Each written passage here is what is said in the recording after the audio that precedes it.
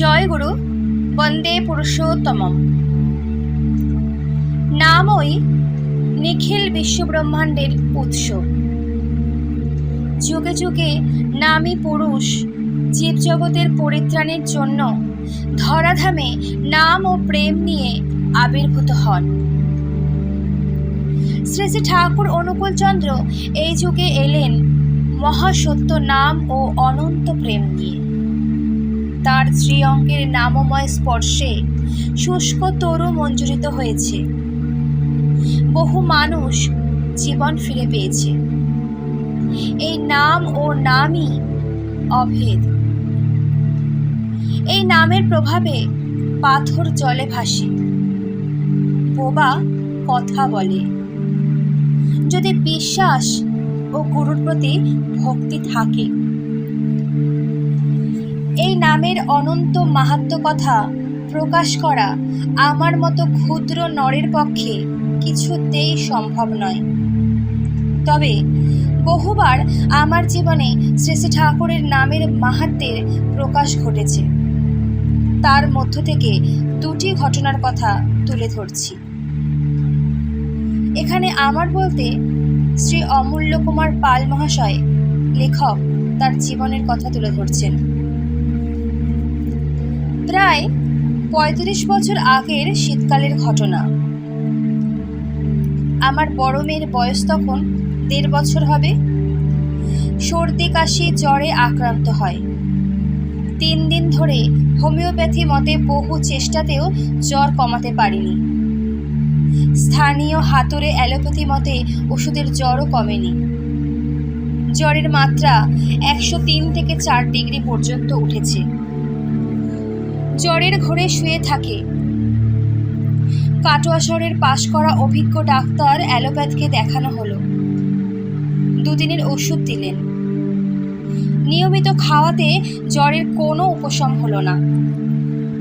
৭ম দিনের রাত্রে মায়ের কোলে মেয়ে বেঘরে পড়ে আছে। মা কাঁদছে ও ঠাকুরকে ডাকছে। আমি থার্মোমিটার দিয়ে দেখলাম জ্বর ১০৩ ডিগ্রি। কিছুই খাচ্ছে না। খুব চিন্তায় পড়লাম।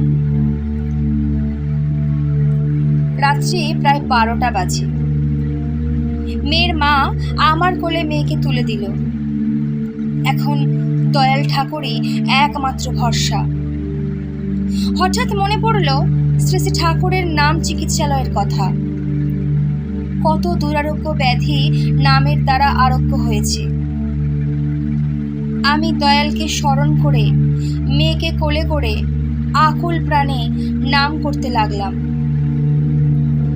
২২ ঘন্টা পরে রাত্রি ২:৩০টায় মেয়েকে স্বাভাবিকভাবে তাকাতে দেখলাম।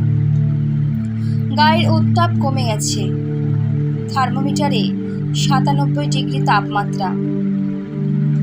মেয়ে কিছু খেতেও চাইল। মিছরির জল দেওয়া হলো এবং একটু পরেই বার্লি খাওয়ানো হলো। আর জ্বর আসেনি।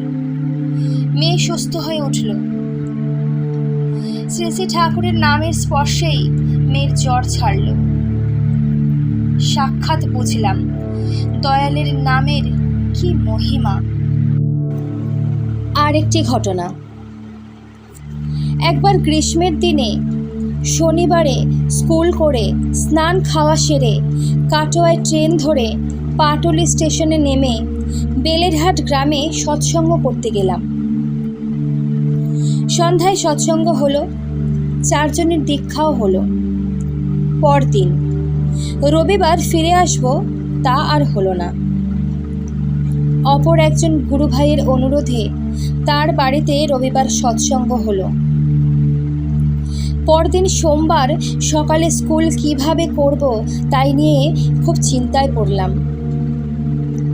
খুব ভোরে উঠে ৪০ মিনিটের হাঁটা পথে পাটুলি স্টেশন পৌঁছাই।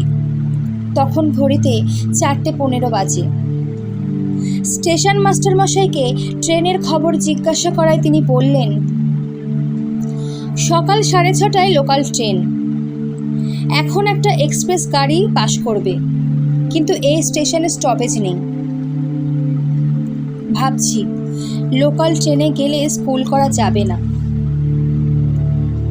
লোকাল ট্রেনের একটি টিকিট কেটে একটা বেঞ্চে বসে দয়ালকে স্মরণ করে আকুল প্রাণে নাম করছি আর ভাবছি কিভাবে স্কুল করব। লহমায় আশ্চর্য এক ঘটনা ঘটে গেল। এক্সপ্রেস ট্রেনটি পাটুলি স্টেশনে থেমে গেল। তাড়াতাড়ি গার্ড সাহেবকে আমার সমস্যার কথা বলায় তিনি গাড়িতে উঠতে অনুমতি দিলেন। 5:05 কাটোয়া স্টেশনে পৌঁছেছিলাম। গার্ড সাহেব করুণা করে প্ল্যাটফর্ম পার করে দিয়েছিলেন।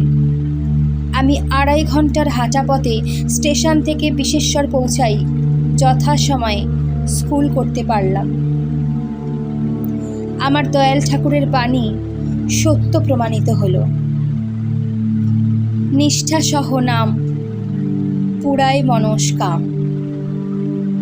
জয় গুরু।